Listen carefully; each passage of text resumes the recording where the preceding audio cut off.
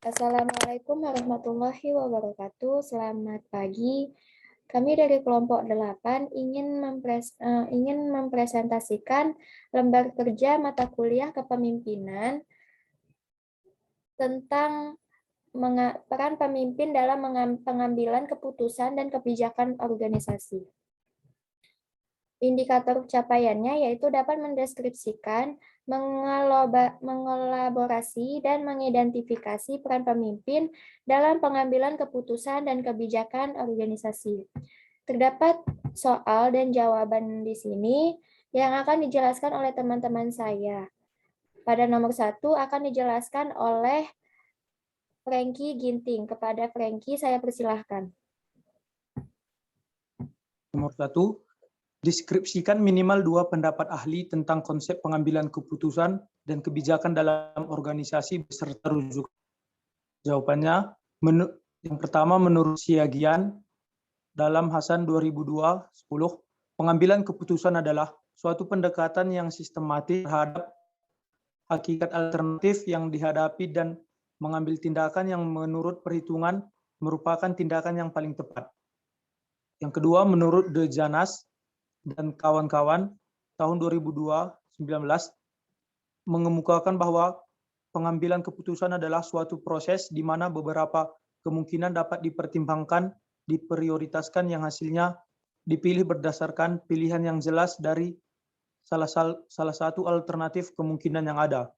Yang ketiga, menurut Stephen P. Robbins, konsep pengambilan keputusan dan kebijakan dalam organisasi adalah inti dari manajemen dalam organisasi, yaitu hal yang dilakukan oleh ketua dalam suatu kegiatan yang dilakukan dalam organisasi untuk mengambil suatu tindakan atau pilihan yang harus dilakukan yang akan menghasilkan keputusan untuk kebaikan bersama.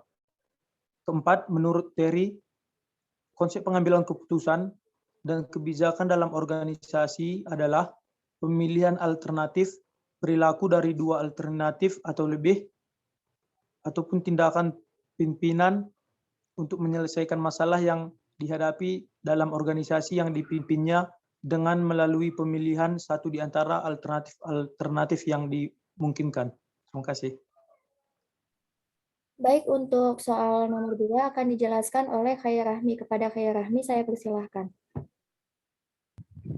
Baik, yang nomor 2, simpulkan konsep pengambilan keputusan dan kebijakan dalam organisasi menurut saudara berdasarkan rujukan yang dideskripsi atau nomor 1. Dalam keberlangsungan setiap ahli pasti selalu menemukan sebuah nah harus dilakukannya beberapa pengambilan keputusan. Menurut para ahli, pengambilan keputusan merupakan proses pemilihan antara berbagai alternatif.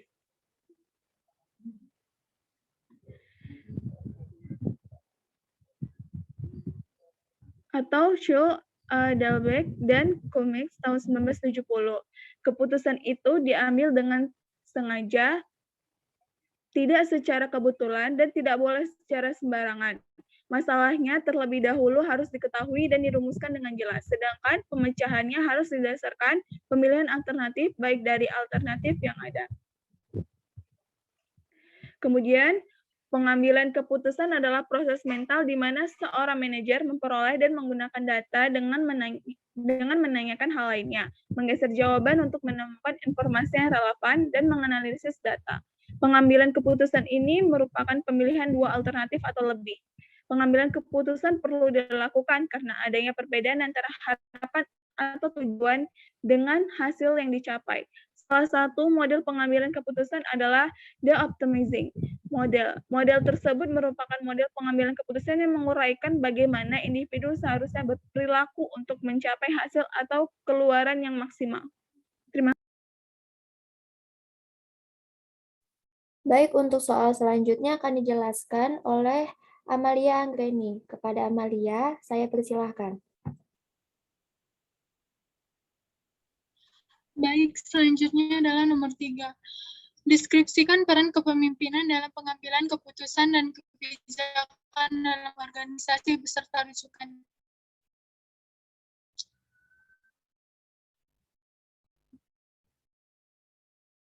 Jawabannya adalah kepemimpinan seseorang dalam sebuah organisasi sangat besar perannya dalam setiap pengambilan keputusan, sehingga membuat keputusan dan mengambil tanggung jawab terhadap hasilnya adalah salah satu tugas para pemimpin. Jadi, jika seorang pemimpin tidak mampu membuat keputusan, seharusnya dia tidak dapat menjadi pemimpin. Di lain hal, pengambilan keputusan dalam tinjauan perilaku mencerminkan karakter bagi seorang pemimpin.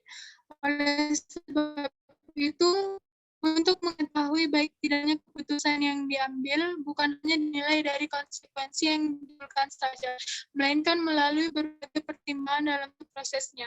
Kegiatan pengambilan keputusan merupakan salah satu bentuk kepemimpinan. Pengambilan keputusan merupakan proses di mana seorang memperoleh dan menggunakan data dengan menanyakan hal lainnya, menggeser jawaban untuk menemukan informasi yang relevan, mengawasi informasi terutama informasi bisnisnya. Proses pengambilan keputusan melalui beberapa seperti saat cerita masalah sejalan dengan peran kepemimpinan, maka terdapat perbedaan antara permasalahan tentang tujuan dan metode. Dalam kondisi seperti ini, peran pemimpin adalah mengambil inisiatif dalam hubungannya dengan tujuan dan arah daripada metode dan cara. 2. Identifikasi alternatif kemampuan untuk alternatif yang relevan sebanyak-banyaknya. 3. Tentukan prioritas. Memilih di antara banyaknya alternatif adalah esensi dari kegiatan pengambilan keputusan. 4. Ambil langkah. Upaya pengambilan keputusan tidak berhenti pada tataran pilihan, melainkan berlanjut pada langkah implementasi dan evaluasi guna memberikan umpan balik. Pengambilan keputusan merupakan fungsi kepemimpinan yang tidak mudah dilakukan. Oleh sebab itu, banyak pemimpin yang menunda untuk melakukan pengambilan keputusan. Bahkan ada pemimpin yang kurang berani mengambil keputusan. Metode pengambilan keputusan dapat dilakukan secara individu, kelompok, tim, atau panitia. Dewan Komisi, referendum, usul tertulis, dan lain sebagainya. Dalam setiap pengambilan keputusan selalu diperlukan kombinasi yang sebaik-baiknya dari A. Perasaan, firasat, atau iritasi. B. Pengumpulan, pengolahan, penilaian, dan interpretasi fakta-fakta secara rasional sistematis. C. Pemahaman baik yang langsung maupun tidak langsung. D. Wewenang formal yang dimiliki oleh pengambilan keputusan.